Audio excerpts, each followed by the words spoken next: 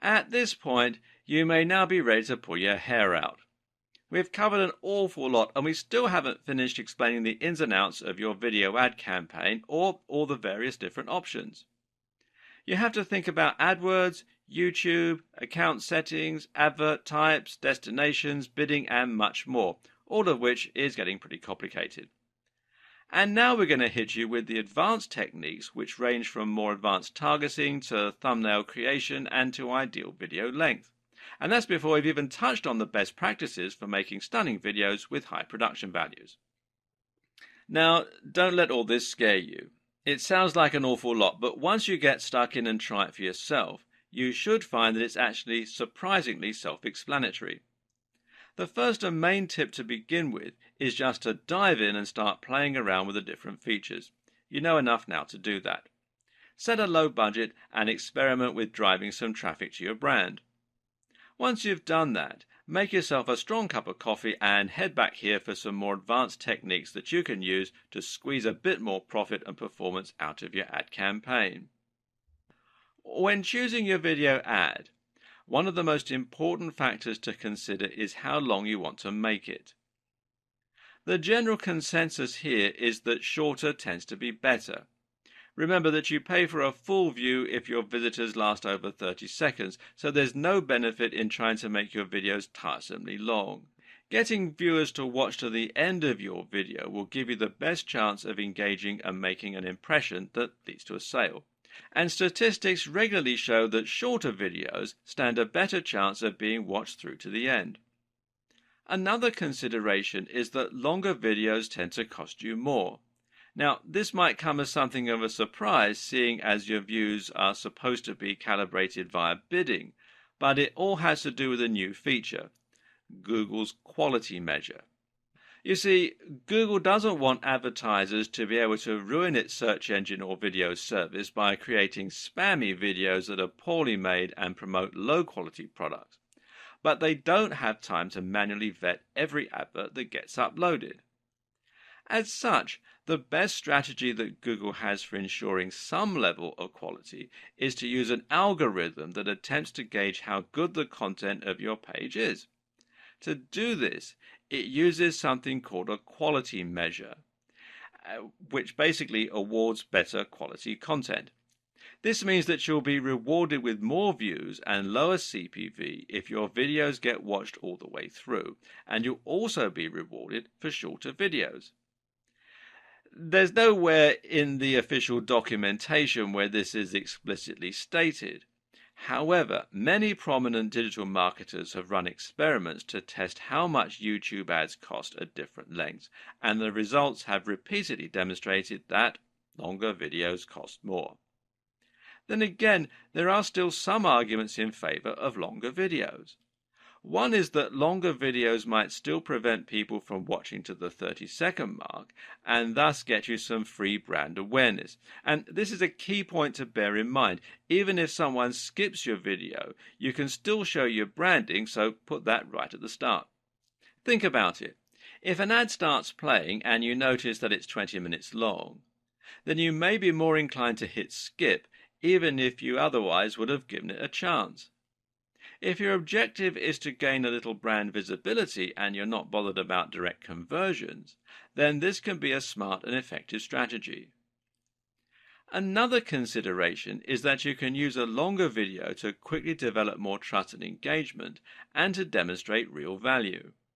In other words, rather than relying on the viewer finding your page and looking through your content, you can hit them right away with a big, definitive video explaining a topic or providing stellar entertainment that wouldn't fit into a shorter video. Again, some of this will come down to experimentation and tweaking. Try different lengths and look at your metrics to see which videos are getting watched all the way through, which are getting clicks, and which are generally offering the best ROI. As mentioned earlier, it's possible to link in-search ads to any page on your website, such as a landing page or a link, by using captions. You can also do this with the other videos on your channel, and this is a great way to drive more traffic to your sales pages and increase profits. It also makes a lot of sense from a long-term content marketing perspective. In other words, you can use video ads to promote your channel and gain subscriptions, then encourage people to buy from you in your regular videos after they've had a chance to familiarize themselves with your brand and the kind of value that you're capable of delivering on a consistent basis. To do this, you need to first associate your website with your YouTube account. Now, before you do this, you won't be able to link to it, and this means you also can't link to other sites, such as using direct affiliate links. To link your YouTube account to your website, you need to first verify your account. So what you have to do is sign in and then come here to youtube.com/verify. And it's a two-step process.